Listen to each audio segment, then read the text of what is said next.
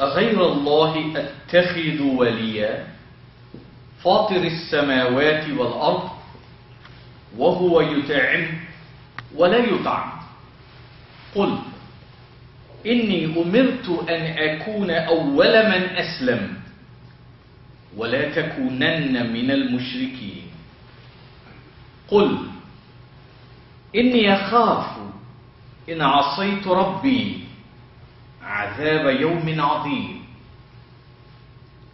Dearest listeners and viewers, esteemed sisters and brothers, Assalamu alaikum wa rahmatullahi wa barakatuh. We are very, very fortunate that we are doing something that is in our better interest.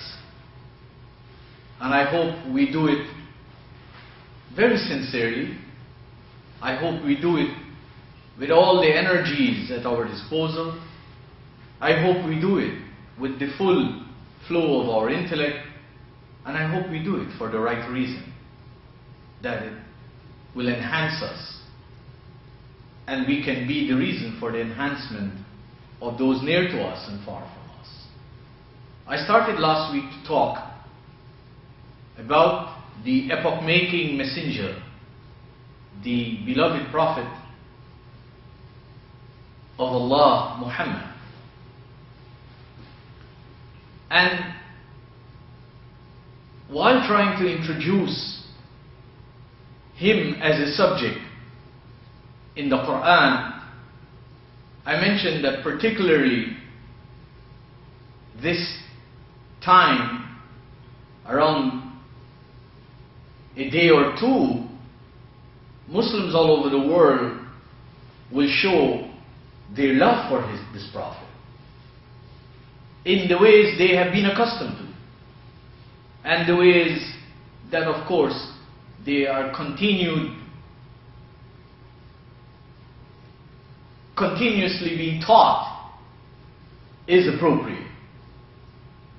But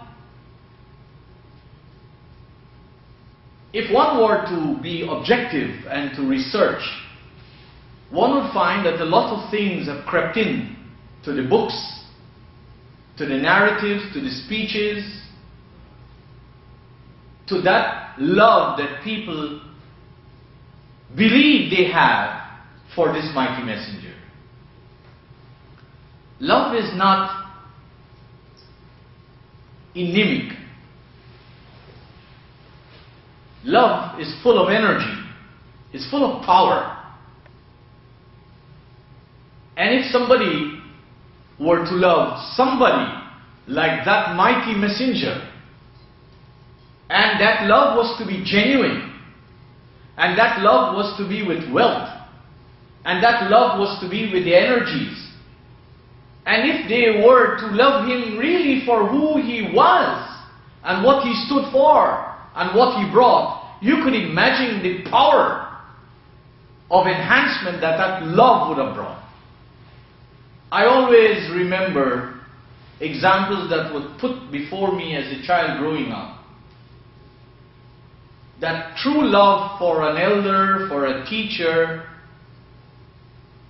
for one's parents is not necessarily trying to physically wear the kind of shoes they wear, or the kind of clothing they wear, and to comb their hair as they do.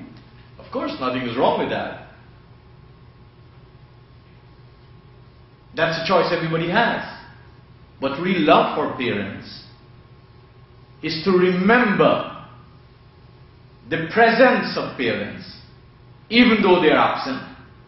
Is to remember the honor of parents, the value of parents, the sacrifice of parents, the teachings of parents, the role that parents play in life.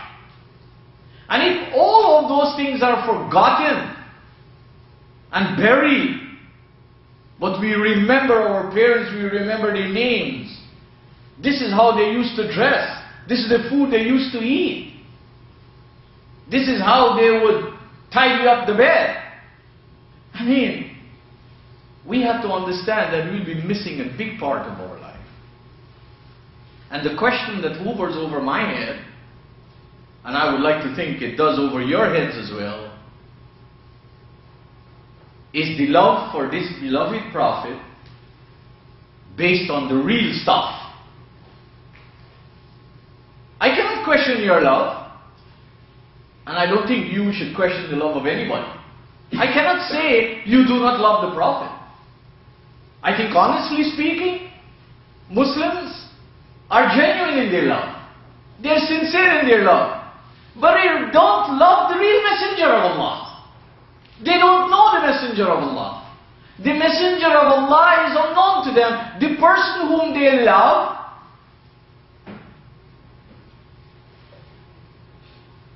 is not really the messenger of Allah in the Qur'an.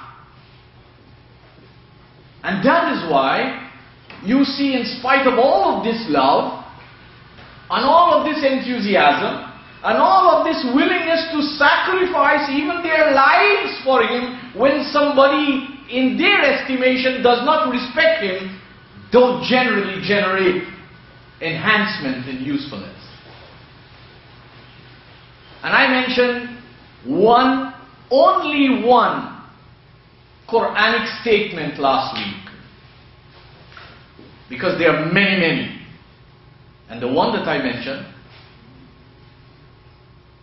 is in chapter 3, Surah Al-Imran, verse 144, وَمَا مُحَمَّدٌ إِلَّا رَسُولٌ.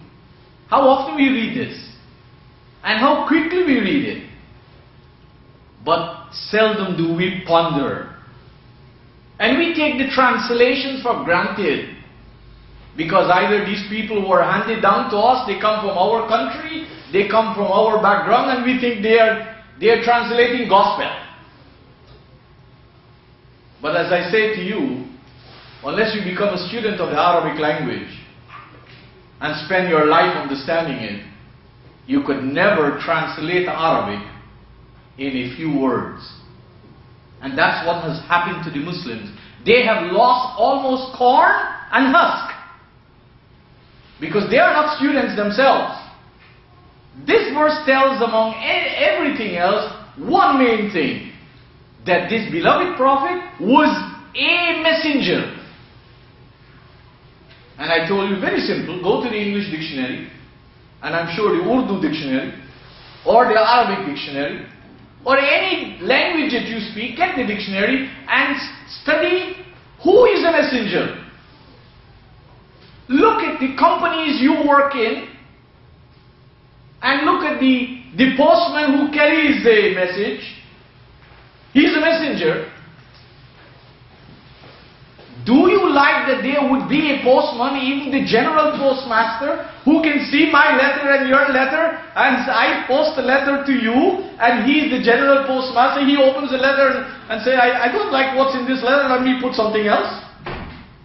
You and I will say that's infringing on privacy. This verse tells me, I'm a student, I'm a researcher. Like you, I love the Prophet.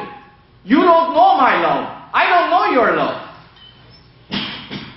But this verse teaches me, as a student of the Arabic language, that this Prophet didn't bring a message on his own. He didn't have a message in his back pocket. He didn't bring a message alongside God's message. He didn't bring two messages, one from God and one from himself. If you deal with the Muslims today, they accuse this Prophet of that. They actually accuse him of that. And there are tons of information. If you want to be honest and balanced, without any prejudice, you would be ashamed what the Muslims have written in the name of this Prophet.